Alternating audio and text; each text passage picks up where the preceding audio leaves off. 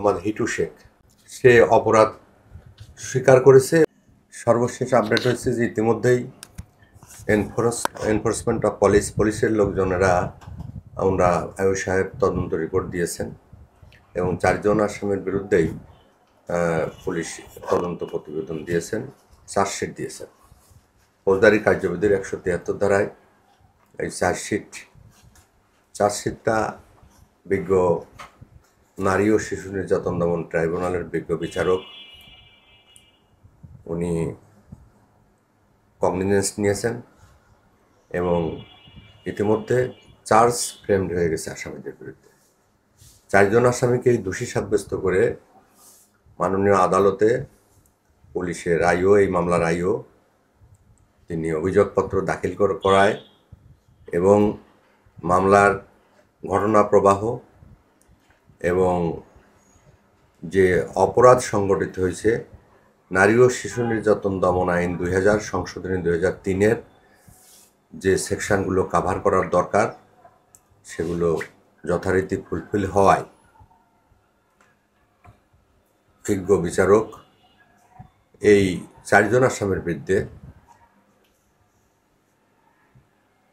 অপরাধ আমলে নেন এবং পরের ডেটে আসামিদের বিরুদ্ধে চার্জ ফ্রেমড করেন। এখন আগামীকাল বা আজকে যে সাক্ষীর জনের দিন আছে, 3 জন সাক্ষীকে বাদী সহ আর 2 জন সাক্ষীর জন্য তলব করা হয়েছে এবং যথারীতি সাক্ষ্য হবে এবং পরবর্তী পর্যায়ে বাকি সাক্ষ্যগুলোর জন্য আবার দিন পড়বে। তবে সবচেয়ে আশার বিষয় হচ্ছে যে এই মামলায় 1 নম্বর আসামি মোহাম্মদ হিটু শেখ তিনি কনফেশনাল স্টেটমেন্ট বিজ্ঞ প্রথম শ্রেণীর ম্যাজিস্ট্রেটের কাছে দিয়েছেন এবং এই কনফেশনাল স্টেটমেন্ট অনুযায়ী সে অপরাধ স্বীকার করেছে এবং অভিযোগ সে কবুল করেছে। তাহলে আইনের দৃষ্টিতে যেটা হয় সেটা হচ্ছে যে যদি নিজেকে মুক্ত রেখে কেউ যদি কনফেশনাল স্টেটমেন্ট দেয় তাহলে সাক্ষ্য আইনের 82 ধারায় সেটা অ্যাপ্লিকেবল হয় না। কিন্তু কেউ যদি নিজেকে জড়িত করে কনফেশনাল স্টেটমেন্ট দেয় যে হ্যাঁ আমি এই অপরাধ আমি করেছি, তখন সেই কনফেশনাল স্টেটমেন্টের ভিত্তিটা অত্যন্ত মজবুত, প্রসিকিউশন কেসকে অত্যন্ত শক্তিশালী এবং বস্তুনিষ্ঠ এবং বিশ্বাসযোগ্য হিসেবে প্রতিষ্ঠিত হয়। আর এটা প্রতিষ্ঠিত হওয়ার অর্থই যে আসামি ধীরে ধীরে ফাঁসির দিকে এগিয়ে যায়। এটা আইনের ব্যাখ্যা। স্যার, অনেকেই বলছে হয়তো জেনে হয়তো না জেনে যে আগামীকালই ফাঁসির রায় হতে পারে, অর্থাৎ 27 এপ্রিল সকালে শিশু নারী নির্যাতন ট্রাইব্যুনালে আসিয়া ধর্ষণের যারা ধর্ষক এবং হত্যাকারী সহায়তাকারী তাদের ফাঁসি হতে পারে এমন একটি সংবাদ ছড়িয়ে পড়েছে। এমন একটি সংবাদ যদি ছড়িয়ে পড়ে তাহলে হ্যাঁ, মানুষের কৌতূহল আছে, মানুষের আগ্রহ আছে, মানুষ জানতে চায়, দেখতে চায়। এত বড় একটা নিকৃষ্ট ঘটনা, এই ঘটনার তো বিচার হতে হবে, বিচার চায়, পাবলিক ডিমান্ড করে। সেই দৃষ্টিকোণ থেকে পাবলিকের এই আকাঙ্ক্ষাটা অমূলক না। তবে আইন হচ্ছে এই যে কেবলমাত্র আমরা কালকে আদালত সাক্ষীদেরকে 3 জন সাক্ষীকে তলব করেছেন। এই 3 জন সাক্ষীর সাক্ষ্য হওয়ার পরে বাকি সাক্ষীদের সাক্ষ্য না হওয়া পর্যন্ত জাজমেন্ট যেটাই হোক, ফাঁসি হোক, যাবজ্জীবন হোক, সেটা তো তার আগ দিয়ে তো হওয়ার কোনো সুযোগ নেই। এটাও হবে, অল্প দিনের ভিতরেই হবে।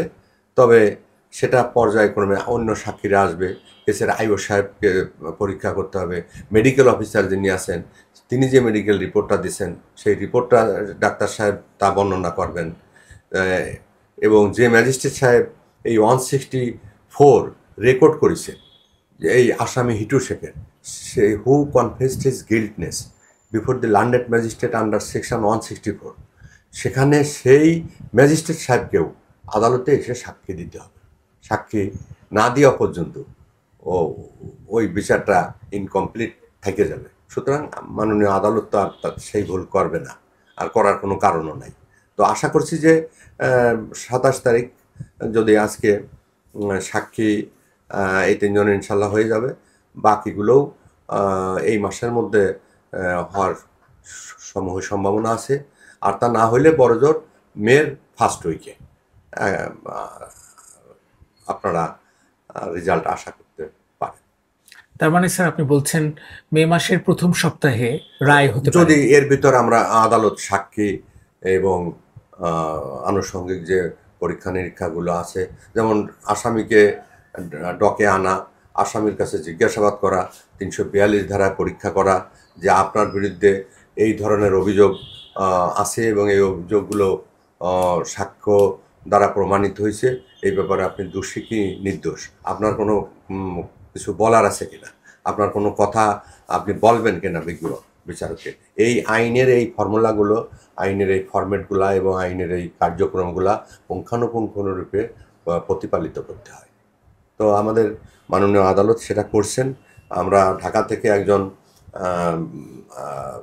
আইনজীবী, বিজ্ঞ আইনজীবী, উনি জনাব এহসানুল হক সমাজি, উনি ঢাকা থেকে রাষ্ট্রের পক্ষ থেকে এই মামলা প্রসিকিউশনের সাথে বিজ্ঞ পিপি সাহেবের সাথে আছেন, এবং আমরাও আমাদের পার্টির ভারপ্রাপ্ত চেয়ারম্যান জনাব তারেক রহমান সাহেব, উনি আমাদেরকে নিয়োগ দিয়েছেন। আমরা 5 জন বিএনপির আইনজীবী এবং জাতীয়তাবাদী আইনজীবী ফোরামের, আমি নিজেই মাগুরার প্রেসিডেন্ট, আমার সাথে আমার সহকর্মীরা আছেন। আমরা ওই মামলাটা আমরা টেক কেয়ার করছি এবং আমরা খুব গুরুত্বের সাথে, এবং আমার দলের নেতা আমাদেরকে নিয়োগ দিয়েছে। আর সামাজিক দায়বদ্ধতা থেকেও আমরা এই মামলাটাকে আইনগতভাবে লড়ব এবং সর্বোচ্চ শাস্তি যাতে হয় সেই ব্যবস্থা আমরা করার জন্য আমাদের তরফ থেকে যা যা করণীয় আমরা সেটা করব এবং আদালতকে আমরা হেল্প করব, সাহায্য করব।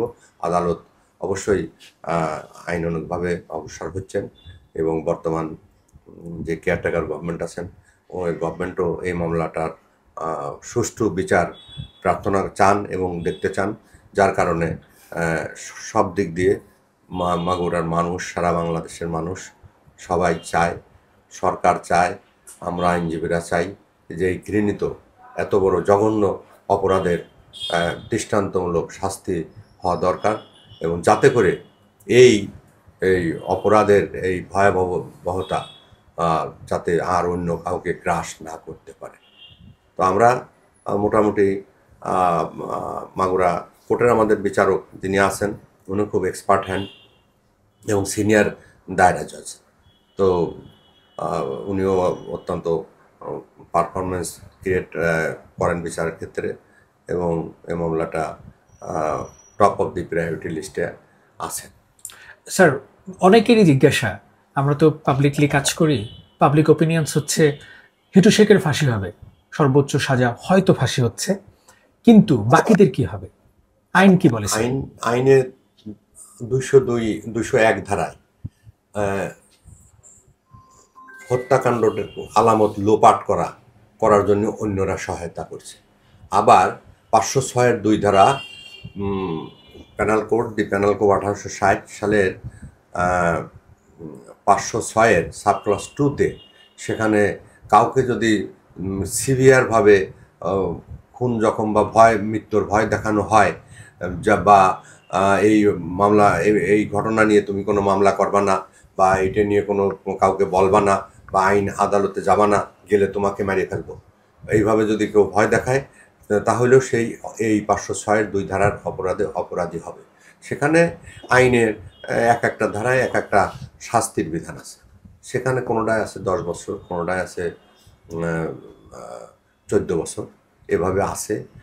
তারপরেও বিজ্ঞ বিচারক মামলাটাকে কনক্লুশন অফ দি ট্রায়ালের যখন কনক্লুশন হয়ে আসবে, বিচারটাকে আর কনসাইজ করে একেবারে সুমাসুমি নিয়ে আসা হয়, এবং বিচারটাকে যখন এইটা একেবারে ডেলিভারির পর্যায়ে নিয়ে আসা হবে, তখন বিজ্ঞ বিচারক আইনের যে সংজ্ঞা আছে এবং যে ধারায় যা যতটুকু অপরাধ করেছে তার সর্বোচ্চ শাস্তি, পানিশমেন্ট, অ্যাওয়ার্ড যেটা আছে সেটাই দেওয়ার জন্য আমরা মাননীয় আদালতকে আমরা সেভাবে আমাদের দায়িত্ব পালন করি।